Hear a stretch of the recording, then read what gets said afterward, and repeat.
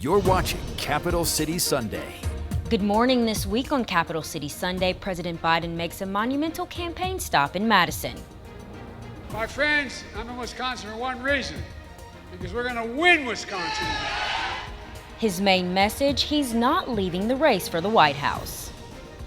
We cannot allow President Biden to remain in office for 4 more years. Plus, I sit down one-on-one with Congressman Brian Stile, why he's criticizing other Wisconsin Democrats for not attending President Biden's visit. And as the latest U.S. Supreme Court ruling grants former President Donald Trump and other presidents immunity for their official duties, I sit down with a criminal defense expert to unpack how it will change the executive powers of presidents to come. Thank you for joining us. I'm Darielle Fair. President Biden made a crucial campaign stop in Madison this holiday weekend, doubling down on his commitment to run for a second term. This, of course, comes as many, including people in his own party, are questioning whether he is mentally fit enough for another 4 years in office. The president acknowledged his poor debate performance and his age, but said he is staying in the race because that's who people voted for in the primaries. Some folks don't seem to care who you voted for.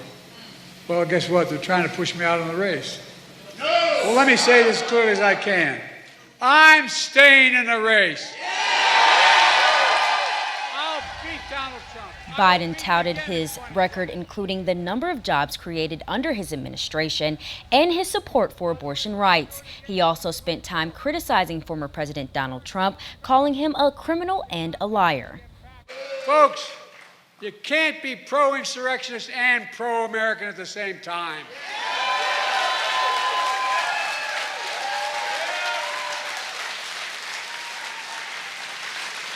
This is so damn serious. You can't love your country only when you win.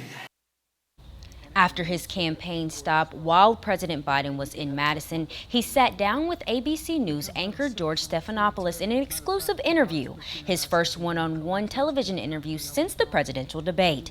George pressed the president more about his debate performance, his health, and his ability to lead until January 2029. Was this a bad episode or the sign of a more serious condition? It was a bad episode. No indication of any serious condition. I was exhausted. I didn't listen to my instincts in terms of preparing, and I had a bad night. You can watch more of this ABC News exclusive on their website.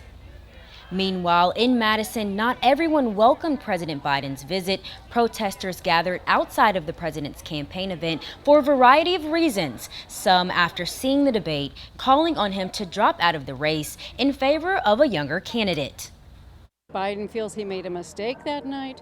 For me, it wasn't a mistake, it was evidence.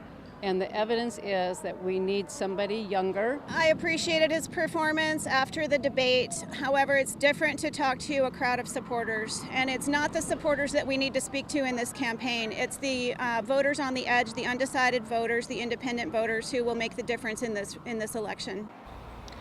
Others protested President Biden's handling of the war in Gaza, and another group of protesters showed up in support of former President Donald Trump. Many Democrats in Wisconsin are still supporting President Biden and his candidacy, saying his debate performance should not define him or his presidency. I had a chance to speak with the chair of the Democratic Party of Wisconsin at President Biden's rally on Friday. Take a listen. You have to say to comments that this rally is an effort to salvage the Biden administration's campaign? This rally is going to refocus the stakes in this election. President Biden announced his 2020 campaign as the battle for the soul of America. And then last week we've seen the U.S. Supreme Court give the president unchecked immunity for any official act.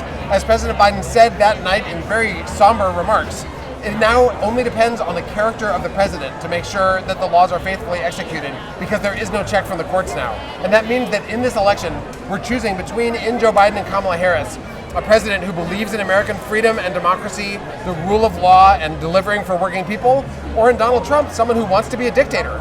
You can see the guy in the debate. He's basically running to be dictator of North Korea. And a national conversation about those stakes is exactly what this country needs right now. Where does the Democratic Party stand on their support for Biden? The Democratic Party is all in for Biden. We know that President Biden and Vice President Harris, they're a dynamic duo. They deliver for the country. They defeated Donald Trump before. No one else has ever done that. And we know that in the midterms, they massively exceeded the expectations of pundits and right-wing pollsters who were flooding disinformation into the news waves. We know that in this election, everything that President Biden and Vice President Harris are fighting for is vastly more popular with voters than everything that Donald Trump is promising to inflict on our country.